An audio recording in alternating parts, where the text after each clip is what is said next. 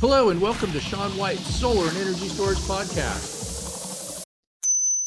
Today we are here at the NABCEP Conference 2025 at the Suncast Media Booth, and I have a special guest who is Madeline Acri. Did I pronounce it right? Okay. Yep. And Madeline is from Sungrow, and we're going to talk about like some fun stuff. So welcome, Madeline. Thanks for coming on. Thank you. And I also got to meet Madeline too. She took my class at the last conference over there at Intersolar. Yep. And so we've kind of like changed places. So now we're sitting in different kinds of seats. So maybe tell me a little bit about yourself. Sure. So I've been in the solar industry my entire career, which has been really fun and exciting. I started in distribution at a company called Civic Solar back in 2016. And I did residential solar plus storage design, which was a great way to learn the industry.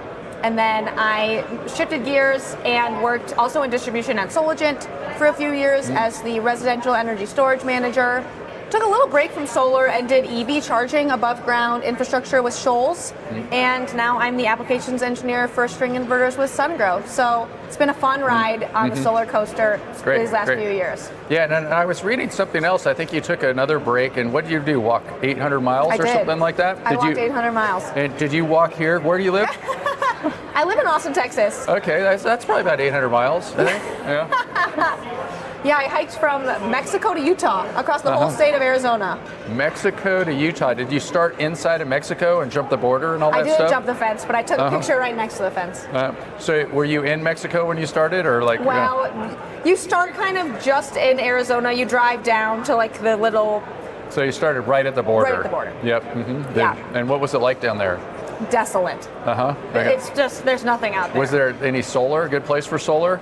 They're building massive transmission lines. Like, I don't know where I was always when I was walking, but it seems like major high voltage transmission is going to be getting put in. I was in mostly eastern Arizona, but huge, massive utility field potential, I think, is out there. What's the name of that trail? The Arizona Trail. The Arizona Trail. Yeah. Wow, an 800-mile hike from the Mexican border.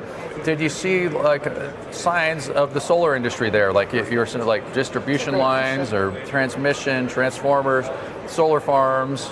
So the interesting thing about like the land use is that a lot of it is on BLM land, like Bureau of Land Management. So there's not a whole lot in most of the areas, but sometimes when you're going through towns, there's still transmission lines, there's still stuff, not a lot of wind, which, West Texas has a ton of wind, but I would say some days you'll see nothing around, and then some days you will see like signs of life, of electricity and infrastructure a little bit more as you go. So it's really mixed. Cool. All right. Well, that's something else. 800 miles. That's a little bit further than I walked this week. And yeah, it's been a great conference. Does your company, you're working for Sungrow now, did they have a booth here? Nope.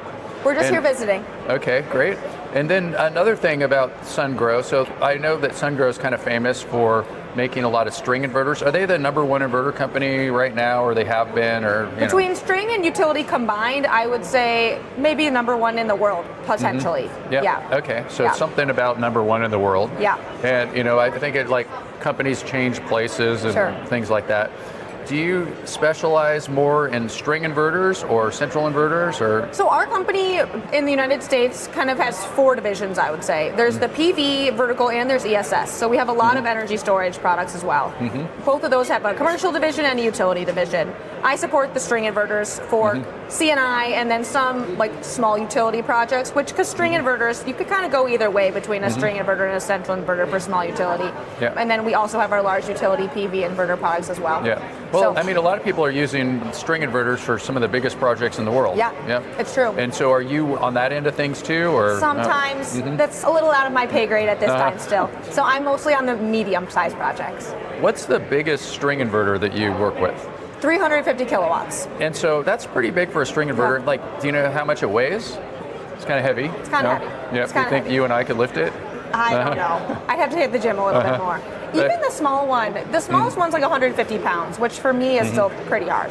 Yep. And so like you got 350 kilowatts. If you put three of them, you're over a megawatt of inverter. That's right. And then you could maybe put something like almost 1.5 megawatts of PV on 3 inverters. Yeah. And you don't have to have any combiner boxes or anything like that. Nope. And so is that the biggest string inverter that Sungrow makes, 350 kilowatts? Yes. Do you think, because they keep getting bigger, are we ever going to hit at like a megawatt string inverter or something crazy like that? And here's the interesting thing. There's going to kind of become an overlap between the capabilities of large string inverters and then modularity of utility scale inverters. So central inverters are going to become more serviceable in kind of power modules, if you will. So we're coming out with a new inverter for the utility scale, and that's going to be in, I believe it's 800 kilowatt units. So you'll have one container, but you'll have multiple 800 kilowatt chunks. So, you know, if you think about field swapping that, you have an 800 kilowatt power unit versus a 350 kilowatt string inverter. I mean, perhaps there will be some meeting in the middle of, I don't know, a 500 kilowatt string inverter and then a 500 kilowatt module within a utility scale inverter. So I would say we'll see what ends up happening. Yep. Yeah. Okay, great. And how about rumors about getting over 1500 volts DC? That's a great point. And that was something that I was interested to hear about actually when we were in San Diego. We have inverters that are being tested and kind of piloted in the 2000 volt range. But the real question at this point too is, when will a full system be able to achieve that? And is that something that switchgear and other components are going to all meet that size requirement in order to make systems of that size? I would say it's possible, it's likely, but we, yes, are doing testing at that scale. Great, great. And maybe we can also explain, like you said, your job is an applications engineer. And so just to be a little bit educational for people that are looking for jobs, maybe you could explain what that means, like an applications engineer for somebody who's not an applications engineer. Sure. Or for somebody who's like a truck driver that wants to be an application engineer. Yeah, it's a good point. So I'll start by saying I am an engineer supporting our sales team. So we have sales managers who are meeting with customers, and a customer could be a distributor, a customer could be an installer that's ultimately programming our inverters on the ground.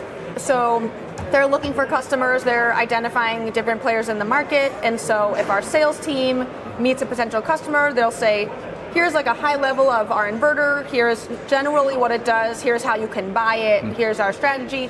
And then if the customer says, okay, but how many modules can I fit on it? Or can I use different types of modules on a single inverter? Or where can I mount this inverter? Like any questions that are kind of surrounding the installation or loosely surrounding design, the applications engineering team can answer.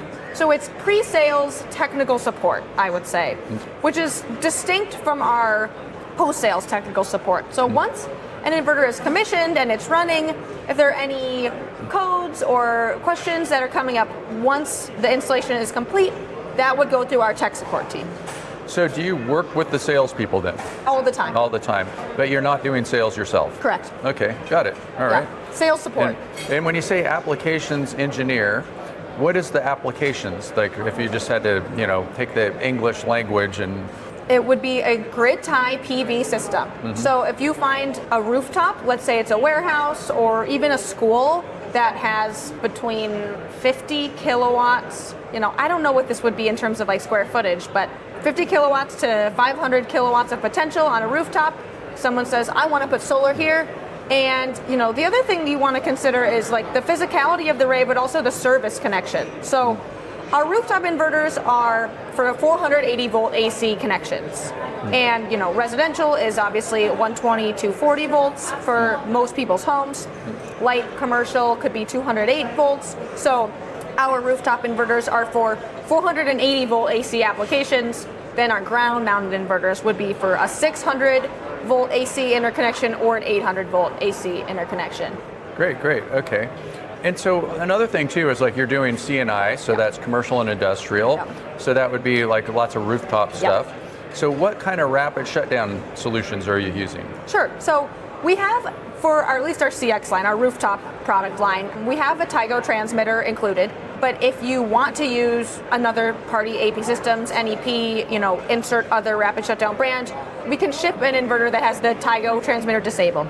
So then you could add any rapid shutdown provider that you want as an external transmitter and then run your module level devices that way. Okay, so yeah, I know Tigo, they have the green shirts. Yep. and they're not the battery company with the green shirts. They're not the Briggs & Stratton. Yeah. And do you know Greg Smith? He's sure over there do. at Tigo. He's a good friend. He's a real nice guy. And he's been on the podcast too a number of times nice. too. Yep. Yep. And how about some of these other rapid shutdown systems where a lot of people are referring to them as UL3741? Yes. Do you see people doing that and Yes. like just not using the Tigo at all Yes. with it? I'm really intrigued by 3741 because I think, it's so easy when we think of rapid shutdown or when we think of design in general to just kind of have blinders on and be very focused on each element of a design or each thing that's trying to be accomplished. But UL 3741 really backs up a long way and says, we want to install rooftop solar systems that are safe. Safe, frankly, for an installer, and then safe for any firefighter that's getting on a roof. Who's more important, the firefighter or the installer? Well, frankly, I could say the firefighter because the system's already on. The installer is putting it together, but you haven't plugged it in yet. You haven't flipped that switch yet, so there's no power flowing quite yet. Well, there's the O&M guy, or I don't know. Oh, that's true. Once the system's running. Well, and I think that O&M is a really good point to consider also for 3741 because it's a systems-wide standard, which I think is sort of a new UL approach, which is saying we're going to look at the modules with the racking, with the inverter, and with the wire management to make sure that the entire array is designed and installed in a safe manner, which is a new concept to look at everything all together, and particularly wire management. I think wire management is getting a lot of emphasis on this hazard reduction methodology, more so perhaps than electronics were in the past, the way the rapid shutdown was addressed, because reducing photovoltaic hazard comes from reducing ground fault potential, and wire management is an important place to start for that. So I think that this standard is a really, really, something that we comply with and something that we promote, and a good place for installers to design in a comprehensive, safe way. Yeah, and of course it's the installer deciding if they're going to go with, module level shutdown or 2 module level shutdown or the full string shutdown, with which a lot of people are just calling it UL 3741, although that can mean different things. So what would you guess it'd be like the percentage that the people that you're working with, the installers, that are using like the multiple electronics in the array, like the Tigo or something similar to that, versus just having the full string voltage after shutdown? That's a good question. The funny thing too about this visibility is sometimes it's hard to know exactly how our installers are using our products. When we sell our inverters, they're being procured through the channel, so you can buy them through distribution. So unless we have a direct relationship, or if we're not really receiving designs typically from installers, so they're kind of free to install the inverter as they see fit or design it in the way that fits their site effectively. But I would say that UL 3741, it's getting a lot of attention now, but I think the adoption is still ramping. I think people are still learning about it. AHJs are still learning about how to inspect to that. So I think that module level electronics are still prevalent until kind of wide scale adoption of 3741 is in practice. Yeah, it's very controversial. As you know, you were in the class with myself and Bill Brooks. I think it was about a month ago over there in San Diego at Intersolar, and Bill helped write UL 3741, and he says that they're interpreting it wrong, and it shouldn't be that way. And then there's other people, like you might see Derek Mask walking around here, Solarboi with the purple beard, and then he's got a website called ul3741.com, and he's like the other side of the coin. He hates module level electronics, and so I kind of feel it's like my job as an educator just to kind of give people both sides of the coin, let people figure it out for themselves. And the thing that I'm still trying to understand or get more knowledge on is like the code seems really specific about this gap with the subarray. The subarray seems like the biggest reason why are we really trying to just protect like the conductors between the main array and the subarray? Like that gap seems like the main concern. Is that true? Am I interpreting that right? So you have your main array, right? Your primary array. And that's where your inverter could still be 1 foot away from the boundary. But then if you have, let's say, a 15-foot gap, and then you have a subarray of 10 modules or so. The gap that has still electrified modules, that subarray is still producing power potentially. Is the conductor between the main array and the subarray really the biggest place that we want to consider like reducing hazard? Well, I mean, all I look at it is like you have to follow the rules. Okay. And so like you got 1 foot from the array boundary, and you got to keep it down 30 volts in 30 seconds. Okay. And there's no rule around that. But then I always try to think of loopholes too. So you could buy like a module, a dummy module, stuff like that, and put it down. I'm not saying to do that or anything. And then I know another thing that Bill was saying, and so like I highly respect Bill and I like, and what he says, that you could have like different multiple junction boxes, and as long as there's like within a foot of each other, it's possible that that could be considered within the array boundary, or like some big wireway or gutter or something like that. But it's sort of like a gray area. Sure. Well, I think that's an interesting thing about these standards in general is that they're written by UL and then they're adopted by everyone else. But interpretation, I mean, even look at laws. Someone writes a law, but then it's up to the rest of the world to live by them or adopt them or interpret them how they think it is. So I think that education is important, but also having the standard being iterated so that the ambiguity is reduced is really important. Yep. And then also too, when I said I kind of look for the loopholes, I'm not saying to follow the loopholes. I'm like, it helps me learn. Like you're so like, oh, this is what this means, and that's what that means. And so pretty much it's like a foot from the array boundary, you got to go down to 30 volts in 30 seconds. And the question is, what is the array boundary? Sure. And all that kind of stuff. So, But I think the fact that this standard is focused on safety for people on the roof is essential, is really an important thing to be considering. Yep. We interrupt you for a very important announcement. Sean White's Solar and Energy Storage Podcast has been brought to you by Sean White's Solar and Energy Storage Podcast. That's right, Sean White is sponsoring his own podcast, and he wants to remind you to go check out some of his classes. You can go to SolarSean, that's Solar, SEAN.com, and then click on the links to check out his classes. You can check out his heat spring classes, and you can also hire him to teach classes for you, like at your company, something like that. Now back to the show. So what would be like the smaller inverter that you deal with these days? Our smallest is a 36 kilowatt. 36 kilowatt inverter. And so you're going to 36 to, we said 350. So that's like about a 10-fold difference. Maybe tell me a little bit about like that 36 kilowatt inverter. What kind of voltage does it go up to? So it's a 480 volt rooftop, but the DC is from 200 to 1,000 volts. So it goes up to 1,000 volts. Yep. And then I'm sure that you have inverters that go to 1,500 volts that you're putting on the ground and all that kind of stuff. And then the ones that you're testing for higher than 15, is that 2,000? You hear lots of 2,000 volt rumors. And any feel is that when something like that might happen, or do you see that happening in different countries? Because Sungrow is all over the world, of course. Sungrow is all over the world. I think that, as far as I know, it's still in development. It's still very much like a pilot phase. So in terms of which market's going to see it first, I think we'll hear that soon in the future, but it's not ready for the market just yet. Great. Yeah. And let's see, is there anything else that's kind of interesting to you that's going on lately? I think since being at this show, I did a presentation discussing MPPTs and kind of how PowerPoint tracking works and discussing string sizing. And, every person involved in a PV array has a different opinion or a different angle for how they want a system to work. So an owner may have a different lens than a manufacturer who also has a different lens from maintenance crew. And so something that I'm trying to learn representing a manufacturer is understanding kind of the realm in which we operate. And we're designing an inverter that has these electrical parameters and they're designed to different codes so that it can work in various markets and various array instances. But thinking about, a lot of people want one size fits all. Like my inverter should be able to do all these different things. And I'm trying to frame my approach as a manufacturer to say, this is what our inverter can do, but it's up to an installer to kind of make it work for their needs. And ensuring that products are installed properly is it's an interesting hurdle because we're designing to a spec and we are giving a user manual, but something that I've discussed or heard throughout the show is that not a lot of people are reading user manuals. And that's a hurdle to overcome. Man. Yeah. I mean, even let's think about a consumer electronics you buy. Like I buy a toaster, I'm not reading the manual, I'm just putting my bread in and push and go. So solar inverters are a little more complicated than that. And so making sure people are using inverters in a safe way and in the correct intended manner is a really interesting thing to be trying to solve.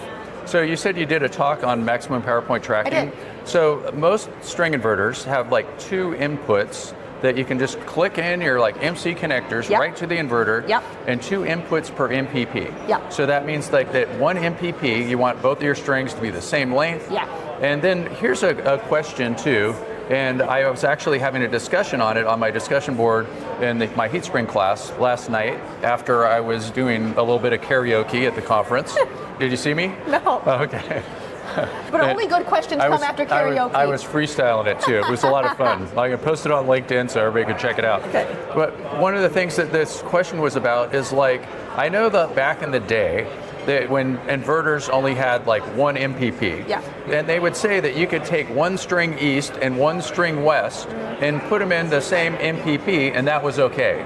Because what would happen is the voltage would be kind of similar, and like the one that's facing east in the morning, it's getting more light and it's getting more heat, but it's like the light makes the voltage go up a little bit in the early morning and the heat makes the voltage go down even more.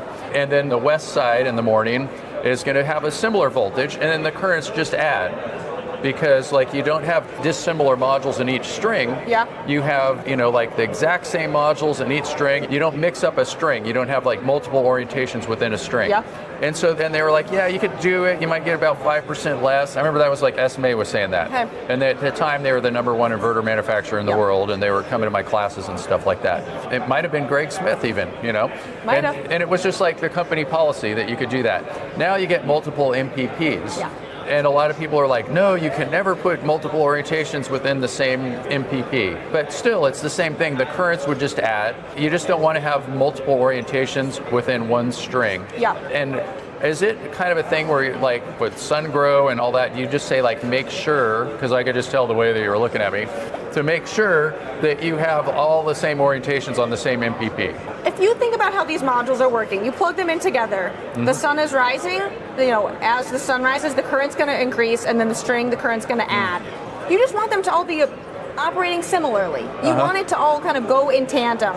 Versus my concern is if we have one east and one west is that you're only getting half of what you could be getting. If you had 2 west and then 2 east on a separate MPP, then you're able to kind of maximize and optimize everything moving in the same direction at the same time. And the beauty today is that even on small inverters, you have 4 trackers on the 36 kilowatt inverter. So you can kind of orient and shift however you want within those 4 different trackers in order to make sure that you're getting the most bang for your buck, the most current and voltage at a time as you can.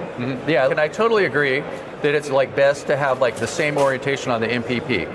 But if you say like one of these subarrays, so it's like happen to be the same size as a string and it's facing a different direction, and you only had one of them, it's probably okay to have that subarray have like a 90-degree azimuth difference, even if it's paralleled into another array that's facing a different direction.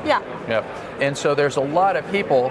I have like this practice question in one of my classes and I explain it and stuff, and I get more and more people just like, once a week or once every couple of weeks, somebody's just like, this is wrong, and a lot of times too, it's like they're reading the inverter manuals and stuff, and it's telling them like to put all the same orientation, and I always agree that it's better that way, but it's not the end of the world. No, of course not. And I think I'm glad you bring that up, because nothing is ever really the end of the world.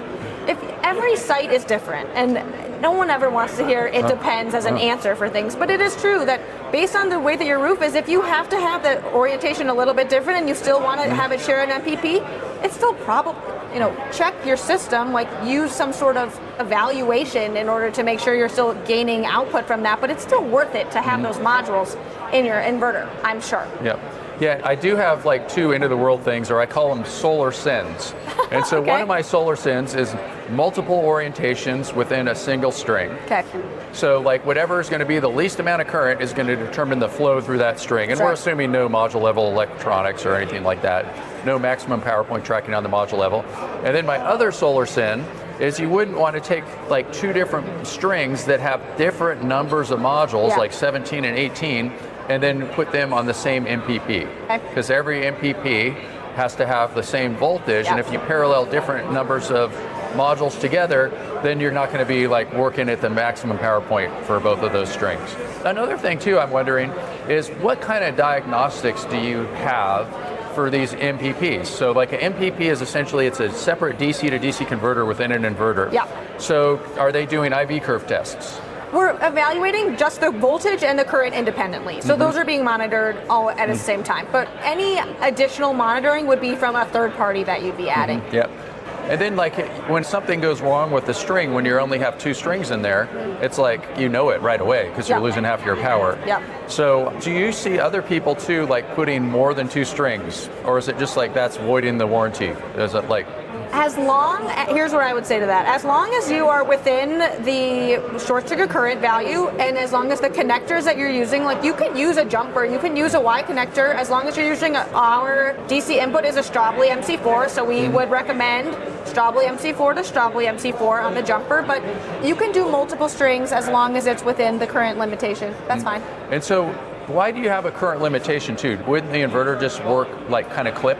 Yeah, it would just clip. It would clip? Yeah. Like what would happen if I put 3 megawatts on 1 MPP? If it exceeds the short circuit, it'll stop. It'll shut off. Like how will it even know? Wouldn't it just work at a different, like work at a certain voltage and current, only takes so much? Well, from a voltage perspective, if it exceeds 1,000 volts, it'll have a DC over voltage, so then it will shut down. From a current perspective, yes, it will just clip.